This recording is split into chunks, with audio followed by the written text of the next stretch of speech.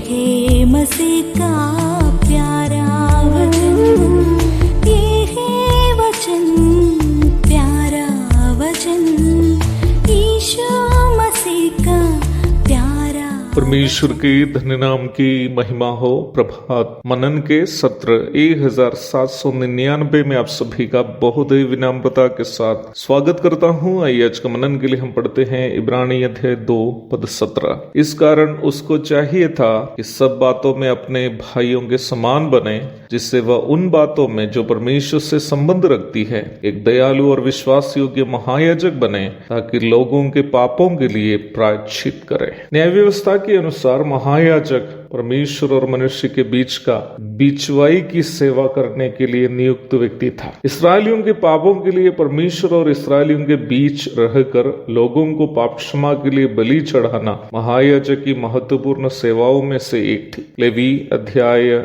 9 पद 7, इब्रानी अध्याय 5 पद 1। इस्राएल के महायाजक और उनकी सेवकाई के विषय में रविवार के आराधनात्मक मननों में हम भाई पी सामसन के द्वारा बीते रविवारों में विस्तृत रूप में सुनते आ रहे थे। वे सभी बातें अभी दोबारा कहने के लिए समय पर्याप्त नहीं है, इसलिए ही मैं ऐसे करने का साहस नहीं करता हूँ। प्रारंभ में पढ़ी गई पद में ऐसे दो गुणों का जिक्र आप देख सकते हैं जो महायाजक में अनिवार्य रूप में होने चाहिए थे। The high priest must be merciful and he must be faithful to. महायाजक को दयालु होना चाहिए और वैसा ही विश्वास योग्य भी होना चाहिए। महायाजक का दयालुता एक ऐसा गुण है जो उन्हें उन लोगों के प्रति होना चाहिए जिनके पापों के प्रति वह परमेश्वर से पाप क्षमा की मांग कर रहा है। वैसे ही उन्हें परमेश्वर के प्रति विश्वास योग्य भी रहना है, ताकि वो परमेश्वर के द्वारा रखी गई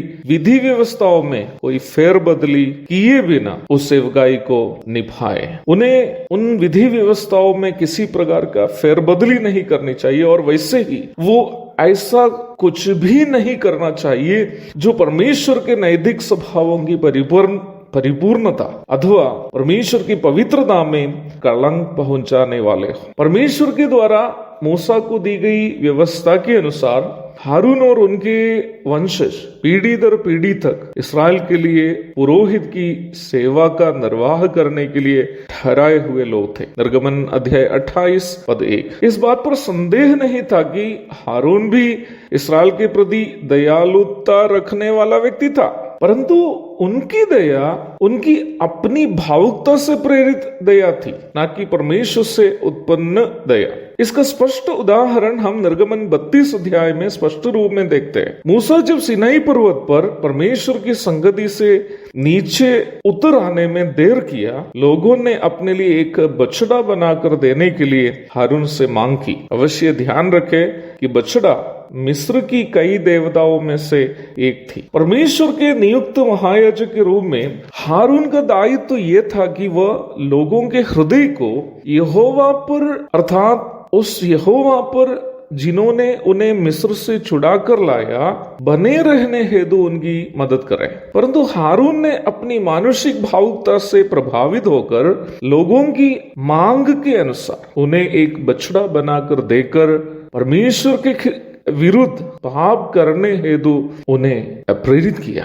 निर्गमन अध्याय 32 पद 1 से 21 से 24 तक पढ़िएगा। और सबसे दुखपूर्ण बात यह भी थी कि जब मूसा ने हारून से इस पर सवाल किया, हारून अपनी गलती स्वीकार करने के लिए तक तैयार नहीं हुआ। वह कहता है कि सोने के जेवर आदि आग में डाल दिए गए, तब बछड़े अपने आप निकलकर बाहर आया। निर्गमन 32 की 24 पढ़िएगा। परंतु हमारे प्रभु यीशु मसीह जो हमारा महायाजक है, वह स्वयं आदर्श बनकर हमें पिता परमेश्वर की ओर अगुवाई करता है और वैसे ही अपनी ही देह को हमारे बदले बलि करके हमें पिता परमेश्वर से वह मेल भी कराया। वो हमें पिता से दूर नहीं करने वाला है, हमें वो पिता के करीब ले जाता है। हम जो पाप के कारण परमेश्वर से दूर थे, वो हमारे प्रति दयालु है और वो हमें पिता के करीब ले आया। यूहन्ना रचित सुसमाचार 14 अध्याय पद 9 और 23 और रोमी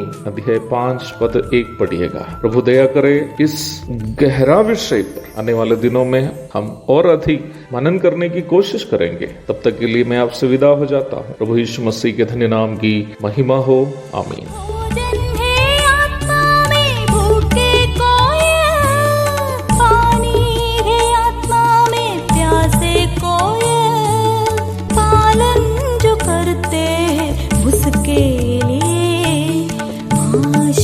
पाने का साधन है ये है वचन, प्यारा वचन, यीशु मसीह का प्यारा वचन।